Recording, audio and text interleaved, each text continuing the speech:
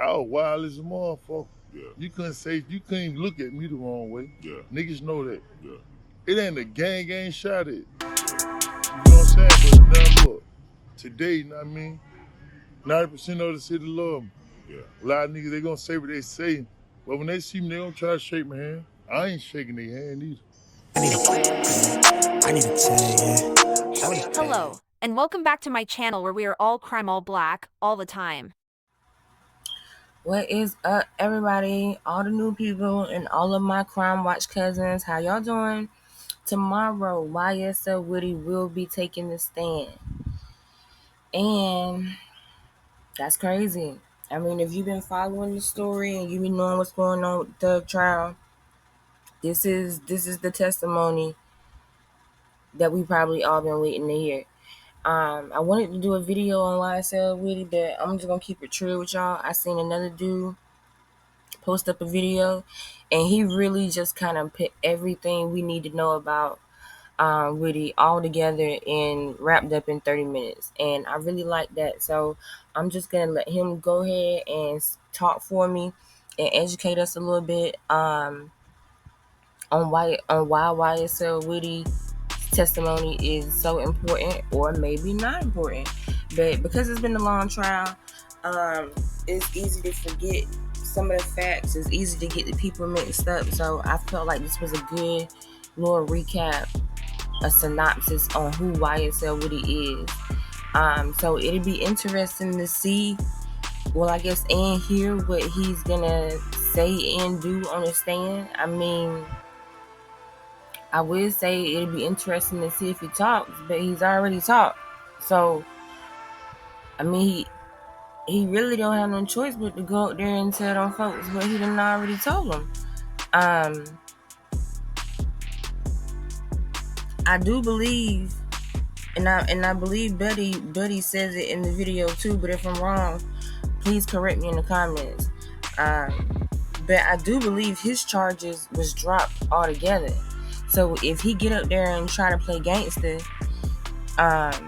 they can't do him like they did Tick and try to pull out the plea deal and say, hey, well, you said you was going to do this, and this. Now, what they can do is they can refile charges against him, because it won't be double jeopardy. It's not double jeopardy because he wasn't convicted of a crime. They dropped his charges. So, to my understanding, when your charges are dropped, they can just refile them if they want to. I mean, if they still, and I guarantee, they still got whatever evidence they had against Woody in a file in a locker somewhere, ready to go when if they need it. I guarantee you. But yeah, they probably could, refile charges. Like if he get up there and try to give Miss Love his ass to kiss, like, I can see her going out of her way to make his life hell from here on out. But we don't know. We don't know what he gonna say, because apparently him and Thug wasn't really always on the up and up. Anyway, so we don't know what he gonna say. It'll be real interesting. Tomorrow's definitely a trial day. You don't want to miss. But let's go ahead and get into this video. Like I said, everybody go check out Papa Lot's page, POP-A-LOT, dope channel, dope storyteller. That's why I'm gonna go ahead and let him speak for us. Go ahead, like, subscribe, check his channel out, like, subscribe, check my channel out, and let's get into this.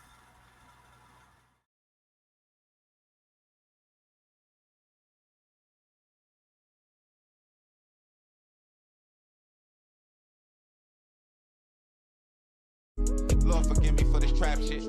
Sergeant Smack making backflip. Telly Hank did with the action. With the vital speaking Spanish. Frank Matthews how I vanish. Poof. Came back like I'm King Tut. Gold BBS is on a beamer. When Fat Cat was 10 queens up. Ball off the profit, not the re-up. Fly like Puerto Rican Jesus. Uptown like I'm Baby May. Just caught a touchdown from the bay. I was wild as a motherfucker. Yeah. You couldn't even look at me the wrong way. Yeah. Niggas know that. Yeah. It ain't a gang shot at. Yeah. You know what I'm saying? But now look, today, you know what I mean? 90% of the city love me. Yeah. A lot of niggas, they gonna say what they say, but when they see me, they don't try to shake my hand. I ain't shaking their hand either. The entirety of your life could change in a matter of 5 years. And if you happen to be wondering how much, we're gonna take some time to show you just how you can go from this. Well, Kenneth Copeland is a criminal. He is a notorious criminal. In fact, you will learn that he was ranked one of the 10 most violent people in Georgia by the federal prosecutor here in Atlanta. 10 defendants in custody, some facing federal charges, others facing state charges in Fulton County. Today, the FBI publicly identified these 10 individuals as being arrested over the past 10 weeks during an ongoing local, state, and federal operation known as Operation Phoenix. To this.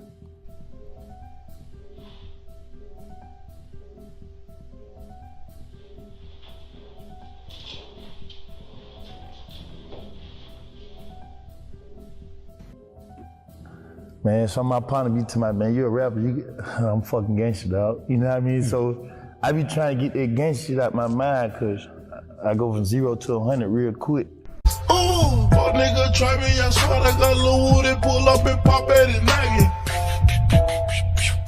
It's crazy how ironic it is, because this. I just wanted the other day, but I didn't go in because I got mad. I got a fight in the club. I'm pretty sure you got hurt. Whether we shooting in the parking lot? Yeah.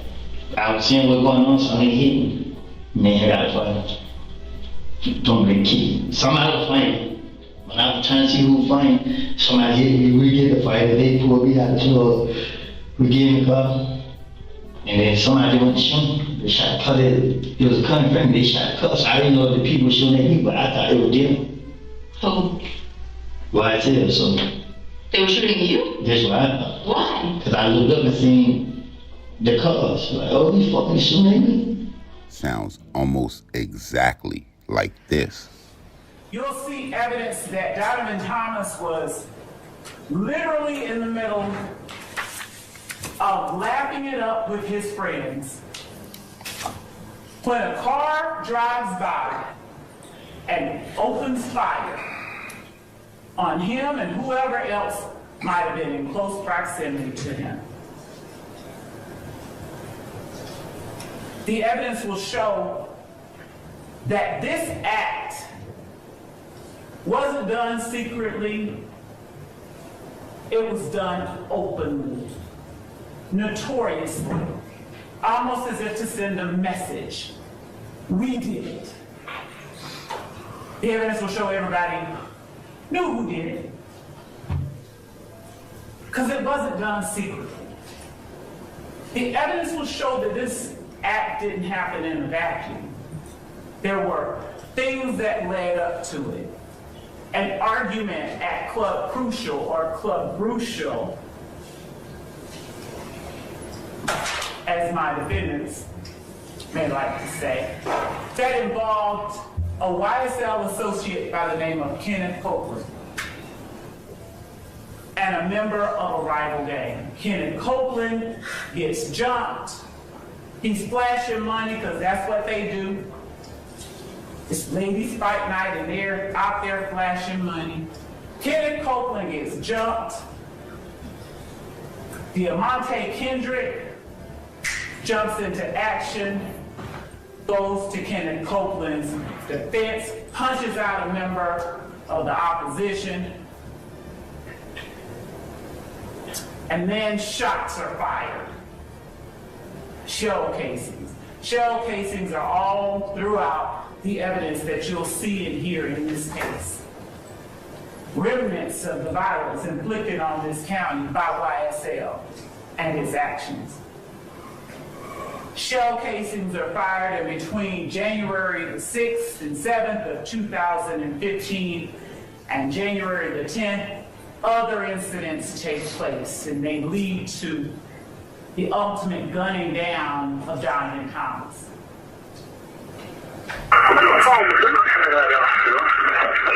The last time I for the 604. Yeah, that's police over here on the north side of McDaniel. North side of McDaniel. Why did you? Yeah. That Harold living in the barbershop. Somebody don't got shot. Time for the ambulance. Don't hang up. When mama says do not hang up.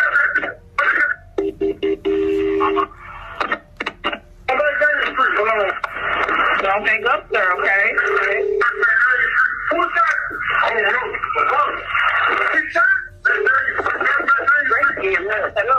What's the address of the emergency? Hello, Break EMS.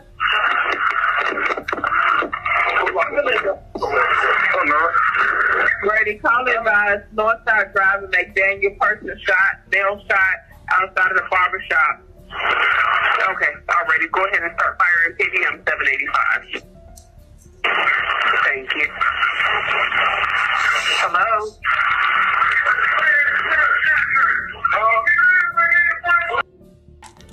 We ain't get no fuck. We do what we do. Nigga called the police on me, man. So I had a machine gun. Yeah, man. Yeah. Went from there. Well, it's slightly deeper than that. On April 28, 2015, about 3 months after the death of Nut, little Woody would arrive at the Dunbar Neighborhood Center Gymnasium with an H&M bag. Now, despite the presence of approximately 20 members of the public, which included children, little Woody would place the bag on the bleachers and proceed to play basketball. Now, I'm not sure how it would escalate to this, but according to a release by the government, someone that they would name a concerned citizen would call 911 to alert law enforcement. After arriving at the gym, they would search the H&M bag, where they would discover a Diamondback .223 assault rifle that was shortened to the size of a submachine gun that they would tie to little Woody. And with his previous convictions, that would lead to him being sentenced to 51 months or 5 years in the feds. While he was locked down, he would see his close associate, Young Thug, and YSL rise to new heights. And when he would return to the city of Atlanta, it would never be the same. Right now to Atlanta, obviously, there's the mayor, Keisha Lance Bottoms, at the Center for Civil and Human Rights. Let's listen in. I stand with you to say that the city of Atlanta hears you. The city of Atlanta stands with you.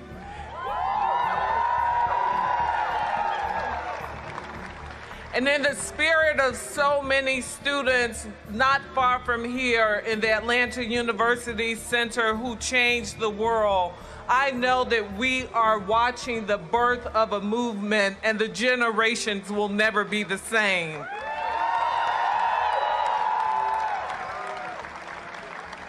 I wish that I only stood here as the 60th mayor of Atlanta, but I stand here as someone who has personally and painfully been aware of the impact of gun violence in our communities. Just a few years ago, my 18-year-old nephew, a college student working a part-time job, was murdered in a case of mistaken identity, caught in the middle of a gang war. While discussing the murder of then future and now former Atlanta Mayor Keisha Lance Bottoms' nephew, Darius Bottoms, back in 2019, then Atlanta DA and future mayor himself, Paul Howard, told News 2 Atlanta that another instance of back and forth retaliation was going on in the city, where one murder led to as many as 37 other crimes in retaliation. It would start with the shooting death of 26-year-old Donovan Thomas. 4 years later, back in 2015, he would state that he believed at that time at least 4 other murders happened because of Thomas's death. And besides the famous people that have been mentioned regarding the feud, like Nut, Lucci, and Thug, another once unknown name has been a constant. 10 people arrested in connection with a spike in violent crime in Atlanta. 2 more are still wanted tonight. Investigators calling them some of the most dangerous offenders in the entire city. And with their arrests, crime is dropping. Joe Hankey has more. 10 defendants in custody, some facing federal charges, others facing state charges in Fulton County. Today, the FBI publicly identified these 10 individuals as being arrested over the past 10 weeks during an ongoing local, state, and federal operation known as Operation Phoenix. Some are charged with assault, others attempted murder, some are charged with drug, firearms, or gang-related crimes. These individuals were repeat violent offenders, that there was some nexus with them and violence. And we deemed them to be responsible for some of the most violent crimes in the city of Atlanta. 2 suspects still wanted as part of the operation are Jamal Nickel and Demario Leaf. During a press conference today, law enforcement officials said around May, crime began to increase in Atlanta as the city began to reopen following COVID-19 closures, and crime also increased around protests and civil unrest. There was aspects of social gatherings and ad hoc social gatherings that contributed to these types of crimes. So it coincided with people gathering up around street racing. We had a shooting during that time as well. And so that's when we started to see it. And July was really the pinnacle. APD Interim Police Chief Rodney Bryant says in July alone there were 24 homicides. As of Wednesday, there have been 117 homicides in the city so far this year, compared to 99 in all of 2019. APD says the men arrested and 2 still wanted are connected by the crimes committed, with several linked to gangs. And during this afternoon's press conference, law enforcement officials said since arrests began as part of this operation, violent crime in the city of Atlanta has begun to drop off. And they said this is an ongoing operation with more arrests expected. After serving his 5-year bid and returning home, the Atlanta that little Woody would come back to would be engulfed in flames, with the beef that started slightly before he got locked up in 2015 simmering the whole time he was away. By the time 2021 rolled around, it was something different.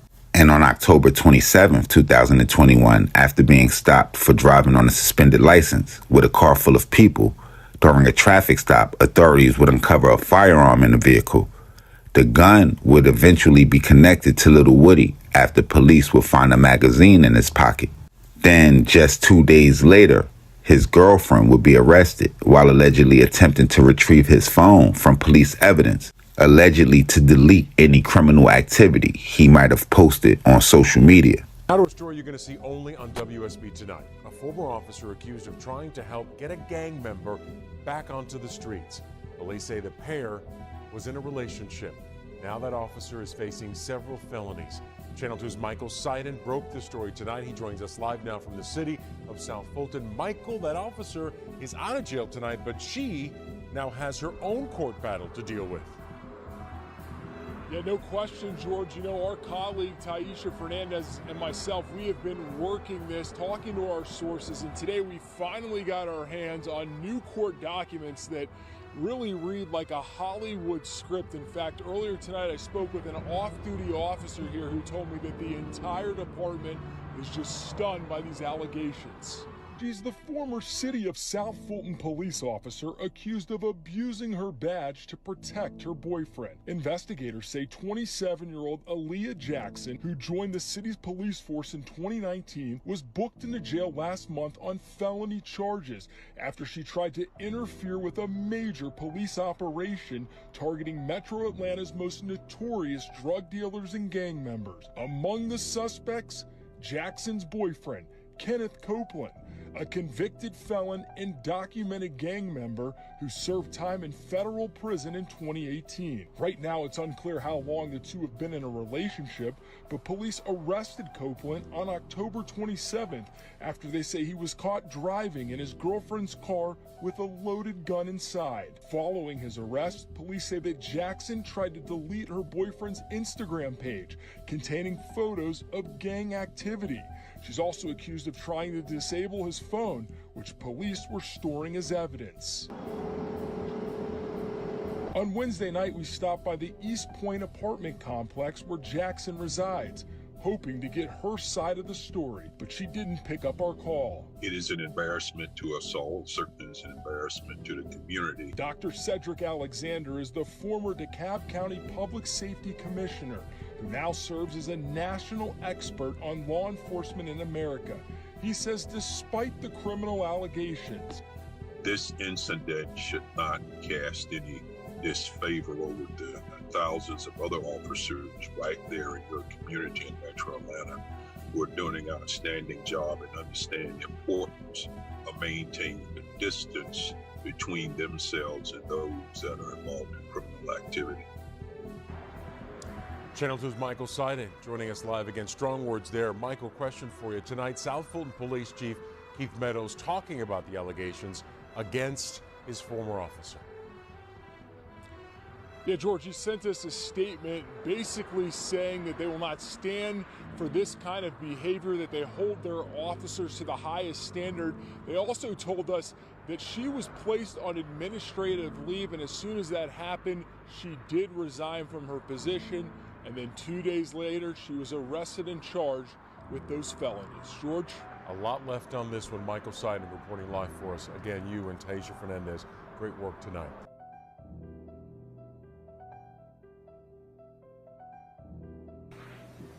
It's January 7th of 2015. Now, this is a larger part of our case, probably. God forbid, Donovan Thomas is going to be killed 3 days later. It's going to be January 10th of 2015. And in order to understand this rental car, and there's nothing clearly wrong with renting a car, but in order to understand this rental car and then 3 days later the killing of Donovan Thomas, you have to understand some background.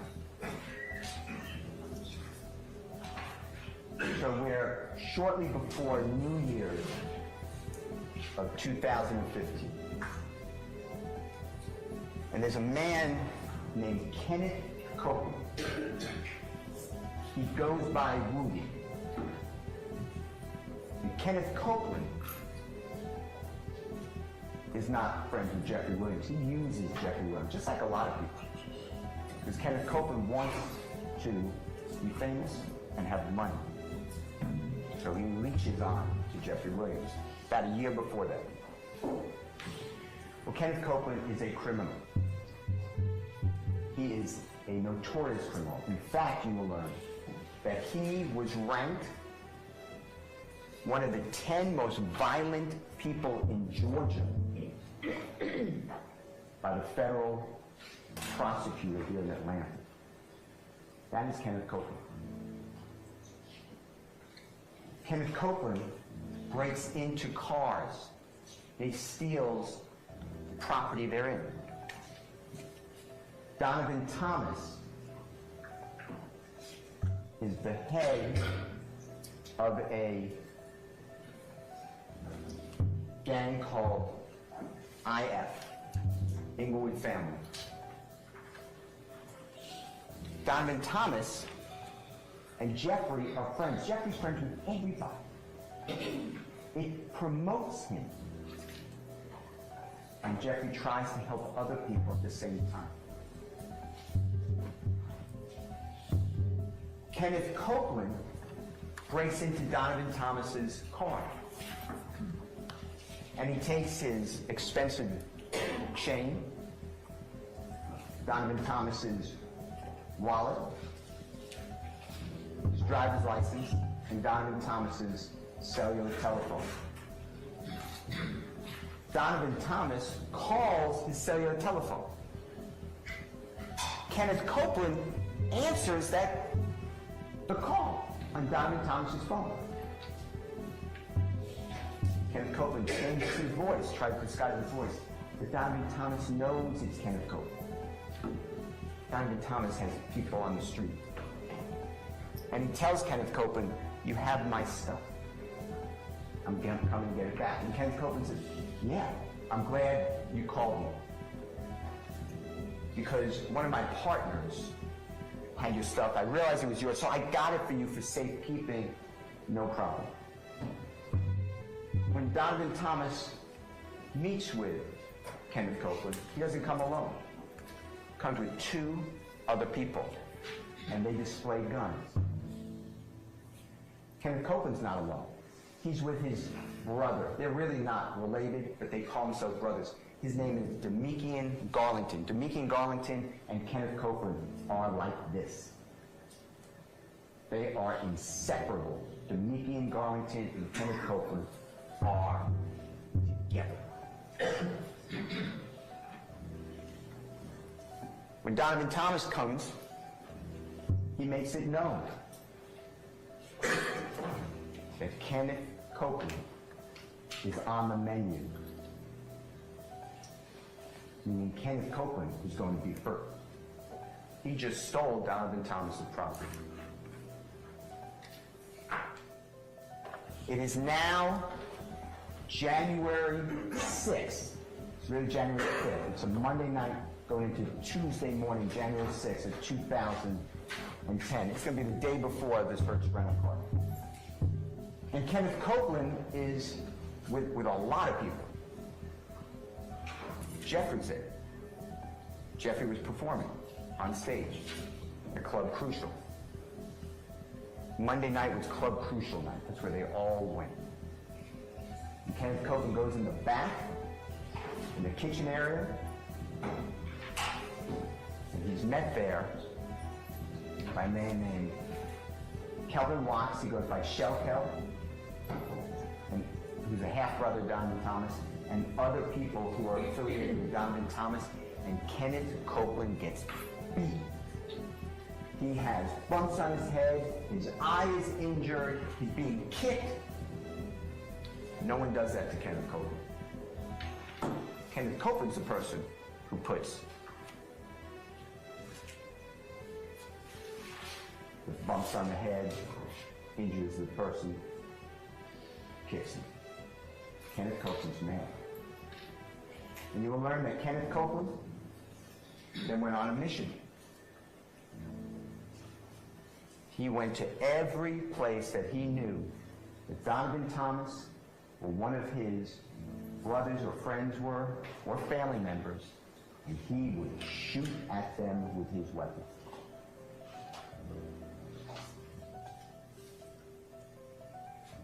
On the 7th day of January 2015, Kenneth Copeland told Jeffrey,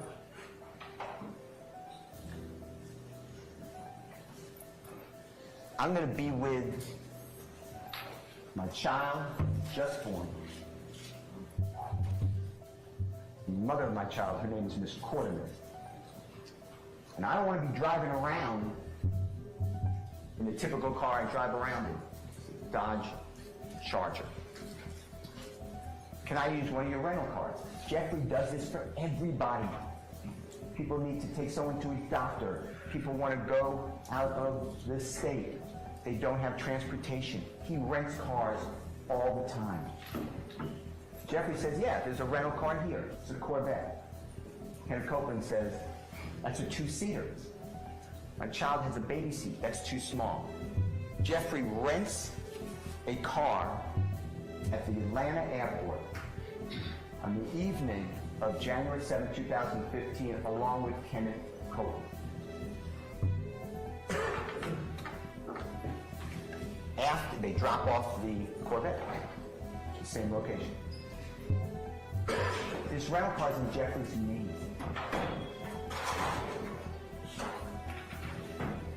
When they leave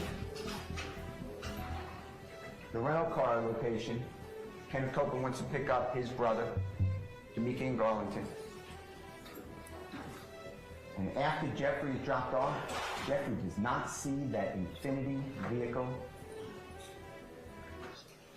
until after the killing of Donovan Thomas. That Infiniti vehicle, that rental car, is in the possession, the control of Kenneth Copeland that whole time.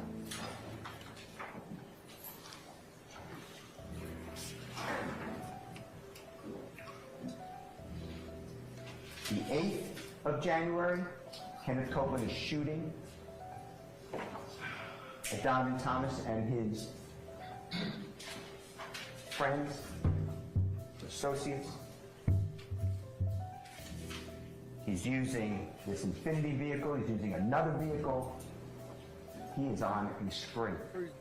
Yeah. I've been in jail a whole lot of time. Yeah. My record longer than your age. Yeah. I mean, like, damn. I'm 24. Yeah, I've been in jail more than 24 times. Damn. All right. You know what I mean? Yeah. And this shit just started since 2009. Been in jail every year. Yeah. Yeah, I mean, so when did you? What happened? What happened from? So from whenever you was born until 2008. My mom died 2008. Okay, and that's when that whole. I just like fuck everything. You know what I mean? Like, what was your father at, man? Was it he somebody? He died 2001. You know, I lost my mom and my dad. You know what I mean? Yeah. My grandma did die while I was in jail this time. Yeah. My brother, you know what I mean? He got killed. If you did a poll with street niggas, the results would come back that Little Woody and dudes just like him are the most dangerous niggas on the streets. I'ma comment why later, but I want to see if y'all know exactly why that is. Now, I want to be one of the first people to say that Brian Steele is doing an amazing job representing Young Thug so far. That nigga object everything. But one thing he did get wrong in this trial so far, and I think it was purposely, was when he said that Damican Garlington and Little Woody were brothers or like brothers. Unless he was thinking on some Cain and Abel, Mufasa and Scar, or Michael and Jermaine type shit. Because with brothers like that, you don't need enemies. What was once like a untold secret on the streets of Atlanta, Little Woody would be the first to go and have documented when almost 6 months after Nut's death, which would be around July of 2015, which would make it about 3 months after his assault rifle arrest, he would admit to an Atlanta detective by the name of Jim Thorpe that Justin Cobb, Shannon S.B. Stillwell, Demise Nard McMullen, and Yak Gotti, the person that supposedly helped him while he was getting jumped in Club Crucial, with a lot of people under the belief of that's what started the feud, were the people responsible for Nut's murder a decade before they would get indicted for it, implicating his so-called brother, Damican Garlington, saying that that's where he got the information immediately after the murder. The city of Atlanta would never be the same after January 10th, 2015. And if you wonder why Little Woody couldn't even play basketball without a chopper, is because the same night that Nut would lose his life, Little Woody's girlfriend's house got shot up. And I'm assuming that was just one of the near 40 retaliation crimes that Paul Howard talked about back in 2019. Now, Little Woody would only be named in the YSL indictment one time, but his name would be called throughout the case. And it's still not quite clear exactly what happened to Woody after his 3-hour confession or conversation or interrogation or whatever you want to call it. But his state charges would end up being dropped in April of 2022, or just about a month before Young Thug and the entire YSL would be hit with the RICO in May of that year. According to Atlanta crime reporter who has been covering the Young Thug trial, George Cheedy, from the Atlanta Objective, allegedly authorities had discussed federal charges for Little Woody, but he wasn't able to say himself if the feds picked up the case or not, only saying that if they did pick up the case, it would be sealed because there was nothing on the formal record. And to me personally, it seems like the more the Young Thug trial plays out, the more chance he might have to get off of some of those charges, the main one being the murder of Nut, where everybody almost immediately pointing the finger at Young Thug right after Nut's death. Then the chatter about it would get even louder when Thug would get into the beef with Lucci. But with jury trials being based upon a reasonable doubt, after Young Thug's attorney, Brian Steele, would paint out the night of January 10th, 2015. After all of that, who would have want Nut dead more than Little Woody? With Little Woody knowing that Nut was on his head apparently. And we can point to the feud with Rich Homie Quan and Young Thug and the whole Rich Gang situation, but I don't think that had escalated at that point to where it was with Nut tracking down Woody, leading to the robbery at Club Crucial that you could really say started everything. Pause right quick. Y'all remember, like a long time ago, whenever that YSL Woody interrogation video dropped, and he kept like putting his fingers on his arm and shit, and everybody was like, "Dang, that nigga snitching so hard, he gotta check his post." Matter of fact, I'm gonna drop a link. Matter of fact, I'm gonna post the YSL interrogation video right after I post this, so we can all get reacquainted with YSL Woody. It's been a while since that video was leaked. So I'm gonna post that right after this, so we can all get reacquainted with YSL Woody, so we can be ready when he get on the stand. So, if y'all was on the jury, y'all let me know, did Brian still convince y'all? Is it a chance that Young Thug possibly didn't order the hit, with Woody knowing so much information about it a decade before anybody was charged? Y'all let me know. Y'all make sure y'all hit the red bell and subscribe button right under this video so y'all know when this real trill spill shit is dropping. Y'all get in the comment box below.